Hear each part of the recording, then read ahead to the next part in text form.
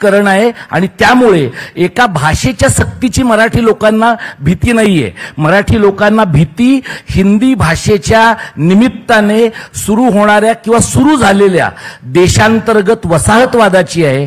आणि दुसरी भीती जी मराठी लोकांना आहे, आजच राज्याचे मुख्यमंत्री मुंबई शहर असं म्हणत नाहीत, MMR प्रांत असं साधारणपणे सत्तेतले सगळे लोक बोलतात। बाबासाहेब 1955 साली असं म्हणले होते, मुंबई का महाराष्ट्राची आहे? कारण मुंबईला सगळी संसाधनं महाराष्ट्र पुरवतो। मुंबईचं महाराष्ट्राशी सेंद्रिय नातं आहे।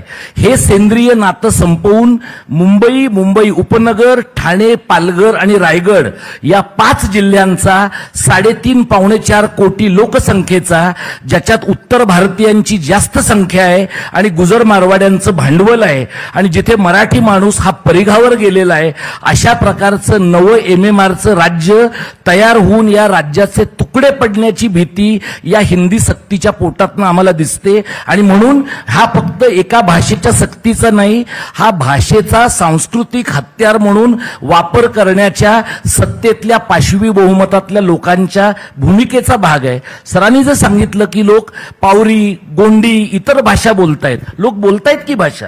जर एखादा मुलगा कोरकू बोलतो आहे तर मराठी त्याची दुसरी भाषा आहे, इंग्रजी त्याची तिसरी भाषा आहे।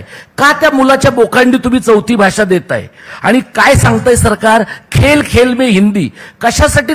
त्या मुलांना खेळायचं असेल तर ती वर्गातनं बाहेर जाऊन खेळतील, तुम्ही त्यांच्या बोकांडी हिंदी मारून त्यांना कशाला खेळायला लावता? आणि जर खेल में शिकवायचं आहे तर उत्तर भारतातल्या गायपट्ट्यातल्या लोकांना तुम्ही पहिल्यांदा मराठी शिकवा, कारण त्यांना इथे रोजगाराला यायचंय। जर 5-6 राज्यातल्या लोकांना इथे रोजगाराला यायचंय, त्यांना मराठी शिकू द्या पुढची 10-15 वर्ष, म्हणजे मग आम्हाला इथल्या रिक्षावाल्यांशी तू मराठीत बोल म्हणून भांडावं लागणार नाही। म्हणजे या राज्यात तुम्ही यायचं, मागास राज्यातनं प्रगत राज्यात यायचं आणि स्थलांतरितांची भाषा स्थानिकांनी शिकायची।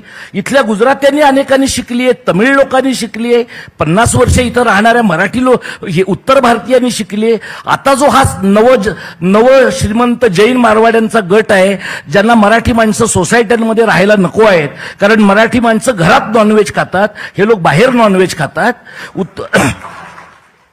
आणि उत्तर भारतीयांचा एक प्रचंड मोठा समाज आहे की ज्यांना वाटतं की इथली पॉकेट बनवू आम्ही छोटी छोटी आणि मराठी माणसांना या शहरात कोपऱ्यात ढकलून देऊ। ही सगळी गेल्या 10-20 वर्षात साचलेली भीती मराठी माणसांची बाहेर आली आहे। या भीतीचे वाहक म्हणून आम्ही सेना मनसेकडे पाहत नाही, आमची भीती त्यांच्या पलीकडची आहे।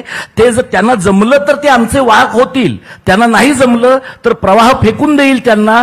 पण मराठी माणूस त्याचा महाराष्ट्र धर्म टिकून मराठी कारण पुढे नेईलच। आणि त्या एका मोठ्या लढाईतलं हिंदीच्या बेमुरवतपणे केलेल्या सक्तीला दिलेलं कडक उत्तर हे मराठी समाजाचं बऱ्याच काळाने आलेलं स्वाभिमानाचं उत्तर आहे। दीपक सरांनी यामागे काय काय गोष्टी असू शकतात अशा काही थिअरीज सांगितलेल्या आहेत। एक थिअरी मी अशी सुद्धा ऐकलेली आहे, जी एका राजकीय विश्लेषकांनी मांडलेली होती, मी नाव नाही घेणार त्यांचं, पण त्यांचं असं म्हणणं होतं की ही तर 18 वर्षांनंतरची एक वोट बँक तयार केली जाते, जेणेकरून ते आधीपासूनच हिंदी आणि इंग्रजीचा आधीच मारा आहे, त्यातनं तो शाळेंमधनं पण सुरू होईल आणि मग परिणामी त्यांच्यातली ती मराठी अस्मिता संपुष्टात येईल, असं त्या राजकीय विश्लेषकांचं मत आहे। पण मला पुन्हा एकदा चिन्मयताईंकडे यायचंय।